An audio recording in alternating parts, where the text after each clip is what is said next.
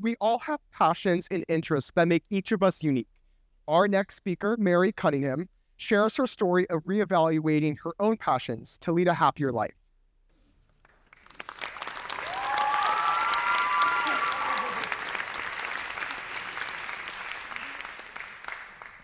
If I gave you just this one puzzle piece, would you be able to tell me what the whole picture looks like? Probably not. And yet, that's how many of us look at life. We focus on one or two pieces of the puzzle and think that we understand the big picture. But what if we're missing something? I want you to take a moment to think of all of the things you've done this week. School, work, house chores, kids, homework, all of it. Now, think about all of the things you still have left to do this weekend. Just pause and reflect for a moment on how you're spending your time. Now, think about how those activities connect to your identity. Yes, that's right, I said your identity. And people often underestimate how much teenagers actually understand about identity. But here's the thing. Being a young adult is a lot like working on a puzzle.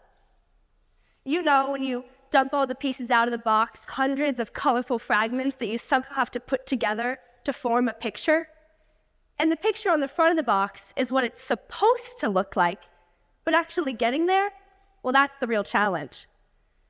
And for teenagers like me, the puzzle feels extra messy, like we're constantly trying to figure out where we fit, how we fit, like putting together all these different things, social groups, hobbies, family expectations, and that elusive future self that everyone keeps asking me about.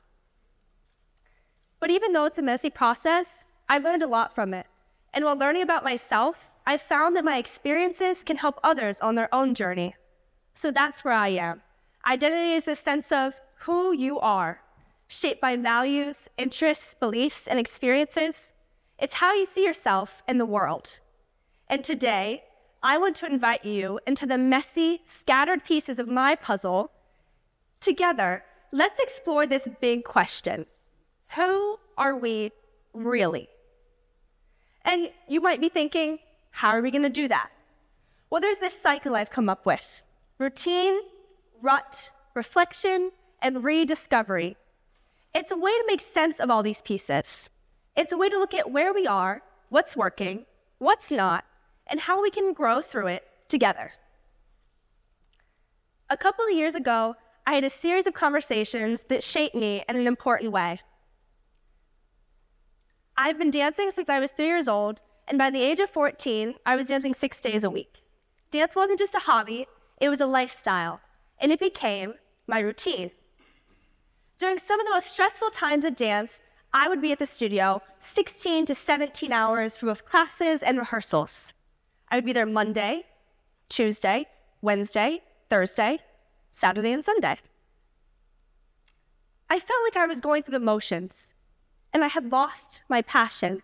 Because when you add other activities and school into the mix, well, it just feels like you're trying to fit pieces of a puzzle together that don't actually fit.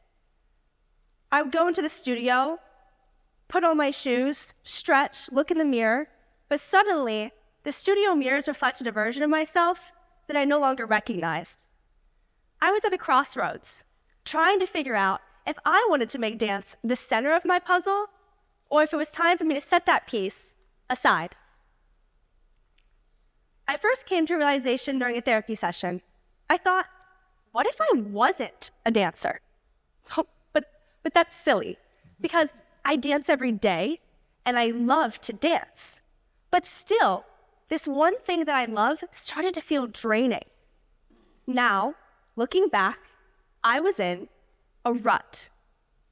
I was losing sight of this big picture, even when I was doing something that I enjoyed. My routine had become a rut. So, eventually I brought up this conversation with my parents. And in my household, we all live very busy lives. And so the dinner table is always a place where we come at the end of the day to talk about our days. So one day, after we had finished eating, I asked my parents, well, what do you think about me taking a step back from dance? And they shared a very knowing glance, smiled, and walked me through a very important conversation. They gave me the comfort and the reassurance I needed, and by the end, I knew what I had to do. And the first step, talking to my dance teacher, Mr. Mark. Now let me tell you a little about Mr. Mark. He's one of those people whose entire identity revolves around dance. He was the first person to ever teach me, and he's been a constant role model in my life. He's given his life to the art, training hundreds of pre-professional dancers and running his own studio. So there I was, the summer between 8th grade and freshman year, questioning my routine at dance.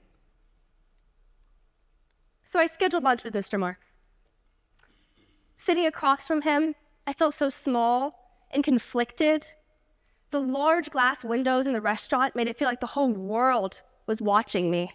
I was so nervous about what he was going to say. My palms were sweating and my heart was racing. How could I tell this man who lives and breathes dance that I wasn't sure who I wanted to be? And I will never forget what he said to me.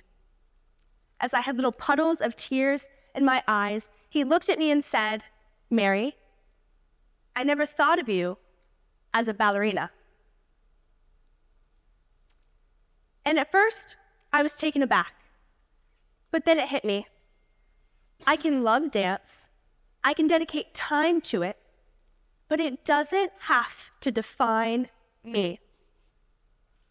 That one sentence allowed me to let go of the pressure of being the dancer and embrace the idea that my identity is more complex than just one thing. I was reflecting. I realized maybe I wasn't dancing because I loved it, but I was dancing because I thought I had no other choice. And let me be clear. Hearing what he said did not completely change my opinion. But instead, I had already felt this inside. I knew that I wasn't a ballerina, but hearing it out loud further reassured me.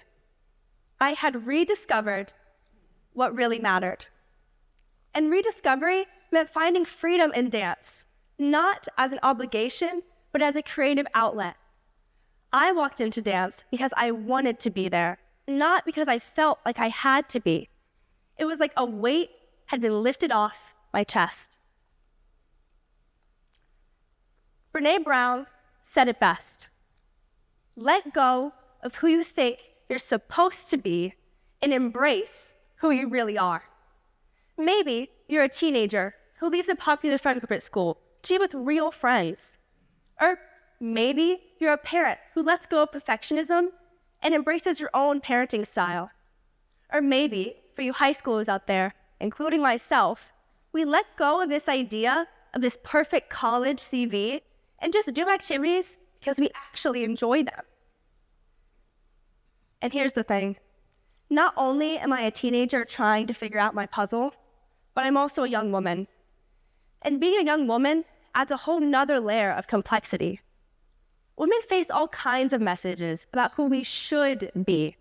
We're told how to look, how to behave, how to act, how to live. And these expectations come at us from all angles, whether from society or our own internalized doubts. It can be overwhelming. But thankfully, I've had many strong women in my life who have taught me that it's okay to embrace who I am, even when it's hard, especially my mom. She's shown me that I can step back, reflect, and make choices that align with my true self. Sometimes, your deepest expressions come out when you're talking to someone else. Listening isn't just about hearing yourself. It's about having others that can make you feel heard, seen, and understood. And you might be that person for somebody, a mentor or a parent. Maybe we can all make sense of the pieces better together. And as I worked on my puzzle, I realized that this cycle is just a way to make sense of all this chaos. It's how we go from feeling stuck in a rut to moving on to rediscovering ourselves. I'm still a dancer today. And learning that rediscovery is a process, talking to people like Mr. Mark, showed me that dancing isn't just about practicing 6 days a week. I'm a choreographer too. You know, sometimes you have to look at pieces of the puzzle differently. So I challenge you to be honest with yourself, even when it's uncomfortable, and be open to change when something no longer serves you. It's about listening to your heart.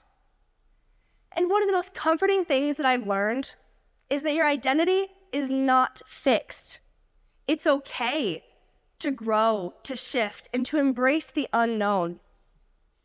Sometimes we confuse what we do with who we are if we're not listening to ourselves. So let me leave you with this question to ponder. Who are you really? Not who the world tells you to be, not who you think you're supposed to be, but who you really are when you strip away the routines, the expectations, and the noise.